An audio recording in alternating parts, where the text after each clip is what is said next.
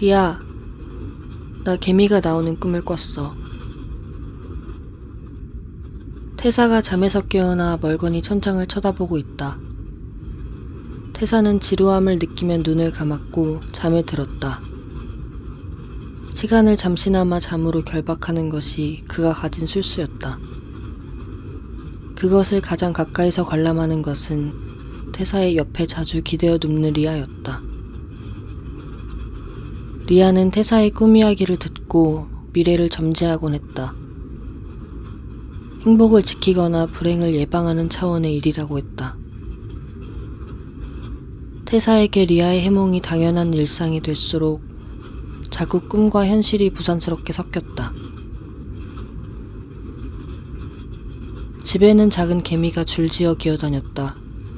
빵 부스러기 위, 식탁 위, 고양이 사료 그릇 근처에서 선을 그리고 있었다. 태사는 선을 수백 개씩 긋던 미술 시간이 생각났다. 학생들이 매섭게 깎은 연필을 들고 있었다. 하나의 정돈된 선을 긋기 위해 스케치북을 더럽히는 동작.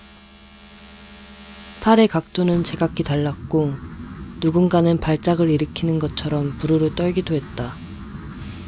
그 시간은 직선을 이탈한 선을 무용하게 느끼게끔 만들었다.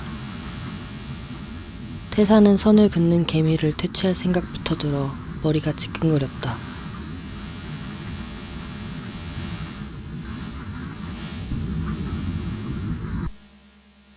꿈의 크기가 작아서 풀이하기 시시한가? 아니. 그럼 얘기해줘, 리아. 꿈에서의 내 기분이 중요하지. 손님이 오려나 봐. 리아는 비 소식을 전하는 사람처럼 말했다. 태사와 다르게 리아는 자신이 꾸는 꿈에 대해 이야기하는 일이 드물었다. 가끔 얘기해 주어도 아주 큰 체구를 가진 꿈이었다. 고래의 사체가 바다에 떠내려 온다거나 하는 어떤 징후를 머금은 꿈이었다. 꿈에도 배포가 있는 것처럼. 태사는 몸을 일으켜 물잔을 채웠다. 물을 들이키고 나니 꿈에서 본 개미의 색깔이 어땠는지 기억이 나지 않았다. 꿈에서의 일이든 현실에서의 일이든 정보가 되지 않은 채 태사 자신을 지나쳤다. 태사는 집안을 둘러보며 개미를 찾았다. 벽지 위를 기어다니는 개미를 발견하고 자세히 들여다봤다. 몸통의 위쪽은 까맣고 엉덩이 쪽은 투명했다. 리아, 오늘 뭐 할 거야? 글쎄, 특별한 건 없어. 시시해, 멀끔하게 하고서는. 개미가 달아났다. 태사는 고개를 돌려 리아를 바라보았다. 리아는 그 자리에 그대로 있었다. 태사의 기억 안에서 리아는 주로 거실, 안방의 모서리에 가까운 쪽에 자리하거나 벽에 기대 있었다. 긴 손가락으로 알 수 없는 책을 잡고 고개를 떨어뜨리고 있었다. 리아는 움직임이 크지 않은 편이나 몸이 길어 작게 움직여도 눈에 띄었다. 옷의 색깔은 하양, 검정, 초록, 빨강, 서서히 바뀌었고 늘 반듯하게 다려져 있었다. 머리를 꽉 묶었고 얇은 굵기의 잔머리가 있었다. 태사는 리아의 정면보다는 옆선을, 웃을 때 살짝 찡그리는 콧대를 더 자주 보게 되었다. 무슨 내용이야? 태사가 리아의 옆에 얼쩡거리며 그가 읽는 책을 들추었다. 리아가 말없이 책을 덮었다. 태사가 자는 동안 리아는 거의 깨어 있었다. 태사가 시간을 낭비하고 하루 중 반나절, 아니 3-4시간을 산다면 리아는 하루를 쪼개 여러 사람으로 살았다. 대화를 하면 알 수 있었다. 태사가 자신이 겪은 일을 토로한다면 리아는 듣거나 은유했고 그것들에서 헤어나올 수 있게 선선하게 답했다. 자고 일어날 때마다 리아의 사유가 더욱 멀찍이 가고 더욱 공고해지는 느낌이었다.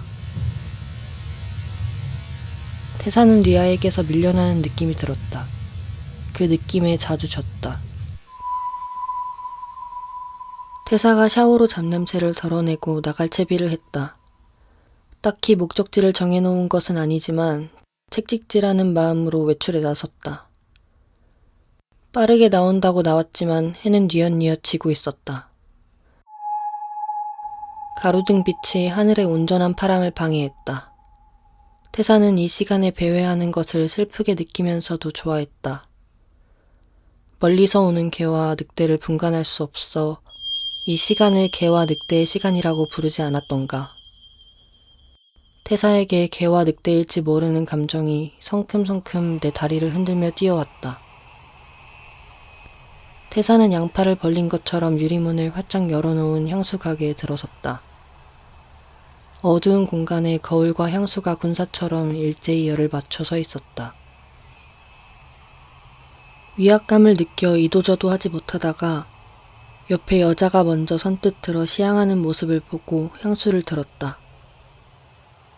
손목, 목에 차례로 갖다 대는 동작을 따라했다.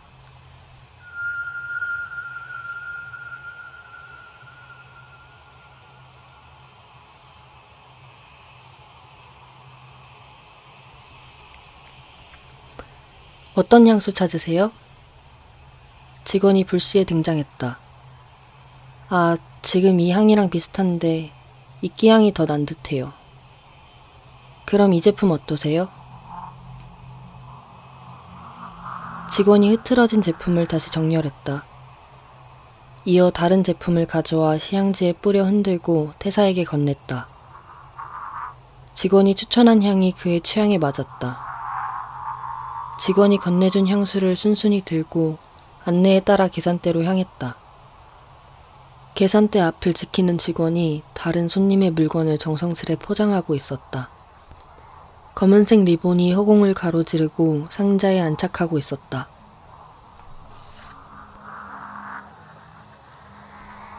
질비한 거울 안에 태사 자신이 있었다. 왼쪽, 오른쪽 쌍꺼풀의 개수가 다르고 습관처럼 입을 오므리고 있었다. 머리카락 끝이 어깨를 간지럽히고 있었고 피부 구석구석 붉은 자욱이 있었다. 눈동자는 진갈색. 반영과 눈을 마주쳤다. 자신이 취향이라고 여겼던 것이 자신의 취향이 아니라 빌려온 것이었음을 알아챘다. 향이 되어 자신의 코를 찌르고 폐부를 타고 들어오니 깨닫게 되는 것이 있었다. 태사는 리아가 나타난 순간부터 리아를 트과의 외부를 바라보고 적응했고 그 사람의 미리 산 시간에 달라붙어 자신의 시간을 살았다. 리아의 존재가 종종 왜곡을 만들었다. 손님? 직원이 태사를 재차 불렀다. 태사가 막 깨어난 사람처럼 눈에 초점을 재구성했다. 아, 죄송해요. 저 이거 안 할게요. 네? 국화향도 있나요? 코에 꽃향이 닿으니 유년기의 기억이 피어올랐다. 태사는 깊게 우려낸 국화차를 좋아했다. 뜨거운 물 속에서 꽃이 제 몸을 키우는 장면을 유심히 바라보았다. 국화과 풀인 캐모마일 향이 나는 향수를 들고 집으로 향했다. 버스를 타고 가야 할 길을 굳이 각진 봉투를 덜렁이며 걷기로 했다. 태사의 발걸음이 사뿐했다. 모서리 혹은 벽에 기대 있는 리아에게 어서 낯선 향을 맡게 하고 싶었고 의아함을 응대하고 싶었다. 내게 내가 모르는 모습이 있어 라거나 적당한 긴장 관계 안에서 사는 것을 원해.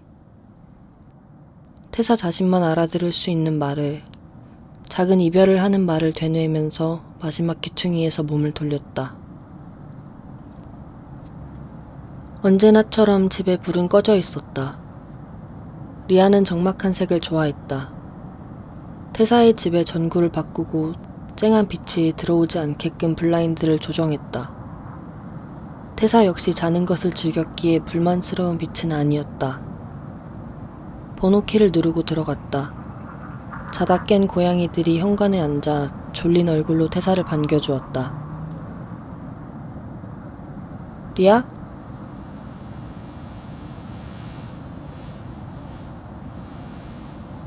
그 공기에 리아의 목소리는 없었다. 블라인드는 천장 끝까지 바짝 올라가 있었다. 태사에게는 낯선 높이였다. 방을 둘러보니 침실에 이불이 반듯하게 정리되어 있었다. 정중한 손님이 왔다 간 것처럼. 태사는 불을 켜고 집안을 둘러보았다. 개미들이 선을 만들며 현관맡을 기어다니고 있었다. 태사는 개미가 있는 쪽으로 검지손가락을 쭉 뻗어 갖다 댔다. 개미 몇 마리가 선을 이탈하며 굽은 선을 만들었다. 제 손등을 타고 올라온 개미 한 마리를 물끄러미 바라보았다. 손을 뒤집으니 개미가 손바닥 위를 서성댔다. 태사는 노트북을 펼쳐 포털 사이트에 개미를 검색했다. 몸통이 까맣고 투명한 개미. 유령개미. 유령개미라는 이름은 이 투명한 배 부분 때문에 붙여진 것이며 곰팡이가 피어있거나 어둡고 습한 곳을 좋아해.